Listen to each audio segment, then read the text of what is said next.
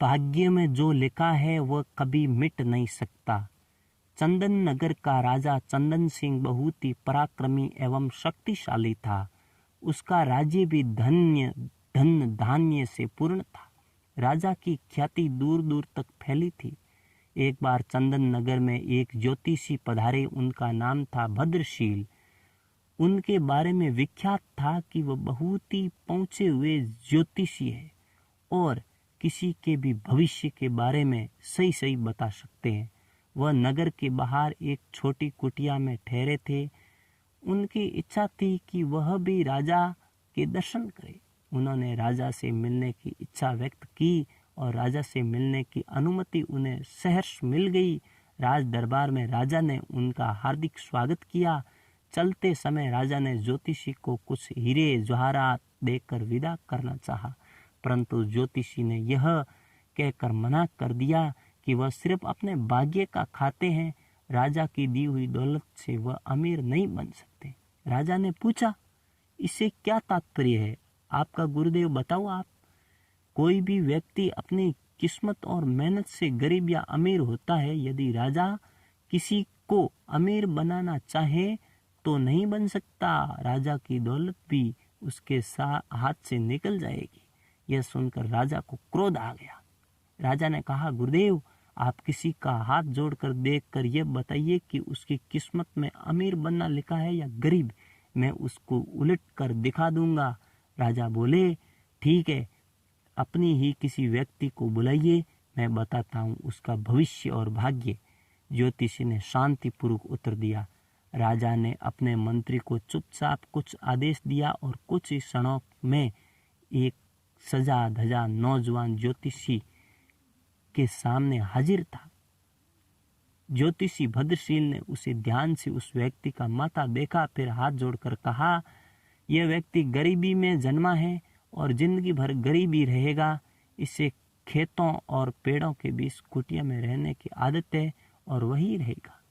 राजा चंदन सिंह सुनकर हैरत में पड़ गया। बोला, आप ठीक कहते हैं।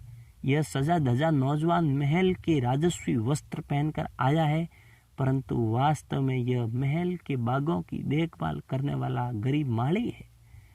परंतु गुरुदेव, 1 वर्ष के भीतर मैं इसे अमीर बना दूंगा। यह जिंदगी भर गरीब नहीं रह सकता है। राजा का घमंड देखकर ज्योतिषी ने कहा, ठीक है, आप स्वयं प्रत्यंत कर लीजिए, मुझे आज्ञा दीजिए। और ज्योतिषी भद्रशील चंदन नगर से चले गए। राजा ने अगले दिन माली दयाल को बुलाकर एक पत्र दिया और साथ में यात्रा करने के लिए कुछ धन दिया। फिर उससे कहा, यहाँ से 100 कोस दूर बालीपुर में मेरे परम मित्र भानु प्रताप रहते हैं, वहां जाओ और यह पत्र उन्हें दे आओ।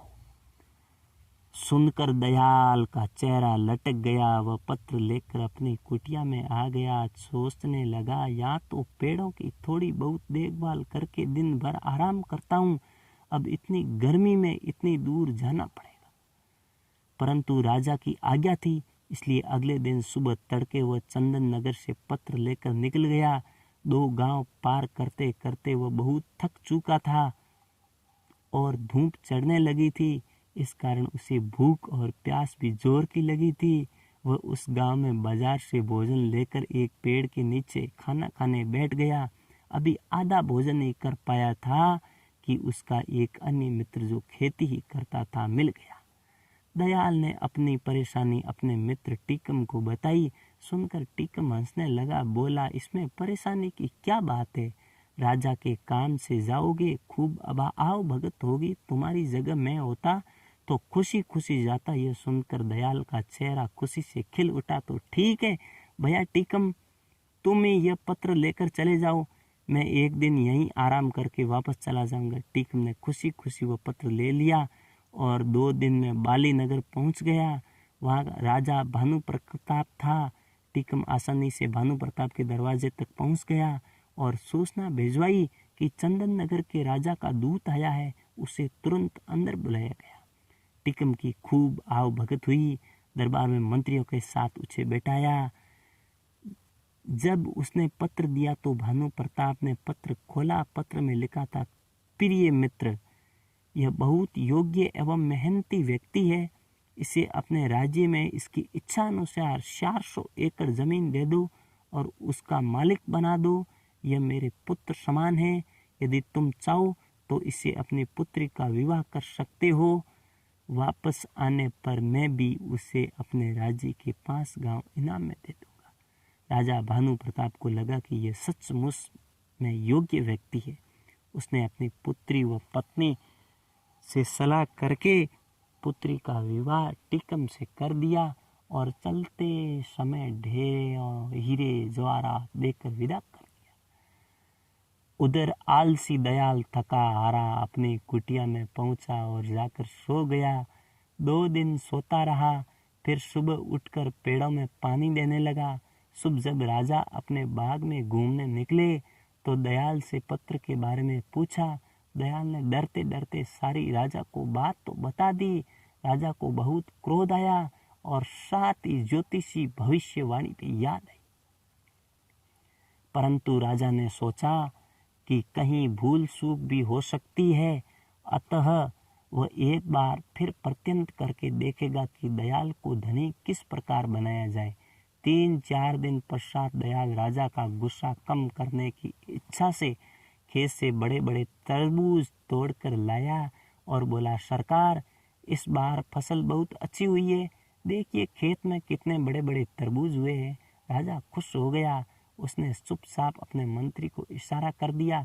मंत्री एक बड़ा तरबूज लेकर अंदर चला गया और उसे अंदर से खोखला कर उसमें हीरे जवाहरात भरवा कर ज्यों का त्यों चिपवा कर ले आया। राजा ने दयाल से कहा, हम आज तुमसे बहुत खुश हुए हैं, तुम्हें इनाम में ये तरबूज देते हैं।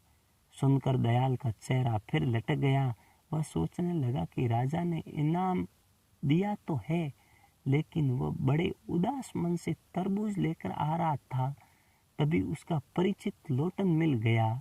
अब बोला, क्यों भाई इतने उदास होकर तरबूज लिए कहाँ चले जा रहे हो? दयाल बोला, क्या करूं, बात ही कुछ ऐसी है। आज राजा मुझसे खुश हो गए, पर इनाम में दिया यह तरबूज। भला तरबूज भी इनाम में देने की चीज है क्या? मैं किसे खिलाऊंगा इतना बड़ा तरबूज? लोटन बोला, निराश क्यों होते हो भाई, इनाम तो इनाम ही है। मुझे ऐसा इनाम मिलता तो मेरे बच्चे खुश हो जाते। फिर ठीक है, तुम ही ले लो यह तरबूज। और दयाल तरबूज लेकर कुटिया पर आ गया। अगले दिन राजा दयाल का फिर वहीं से फटा हाल देखा तो पूछा, क्यों तरबूज खाया नहीं? दयाल ने सारी बात चुपचाप बता दी।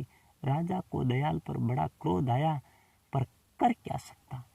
अगले दिन दयाल ने लोटन के बड़े बड़े अच्छे अच्छे कपड़े बगी में जाते देखा तो उसके आश्चर्य का ठिकाना रह गया। दयाल ने अचानक धनी बनने का राज लोटन से पूछा तो उसने तरबूज का किस्सा बता दिया। सुनकर दयाल हाथ में हिलकर गया। तभी उसने देखा कि राजा की बारात सी आ रही है। उसने पास जाकर पता किया तो पता लगा कि कोई राजा अपनी दुल्हन को ब्याह कर ला रहा था। ज्यों ही उसने राजा का चेहरा देखा तो उसके हाथों के तोते उड़ गए। उसने देखा राज सवारी पर टीकम बैठा था। अगले दिन टीकम से मिलने पर उसे पत्र की सच्चाई पता लगी, परंतु अब वह क्या कर सकता है। राजा ने भी किस्मत के आगे हार मान ली और सोचने लगा, ज्योतिषी ने सच ही कहा था, राजा भी गरीब को अमीर नहीं बना सकता। यदि उसकी भाग्य में गरीबी रहना लिखा हुआ है तो अब राजा ने ज्योतिषी भद्रशील को बहुत ढूंढवाया, पर उनका कहीं पता नहीं लगा। जय श्री राम, जय श्री भोलेनाथ।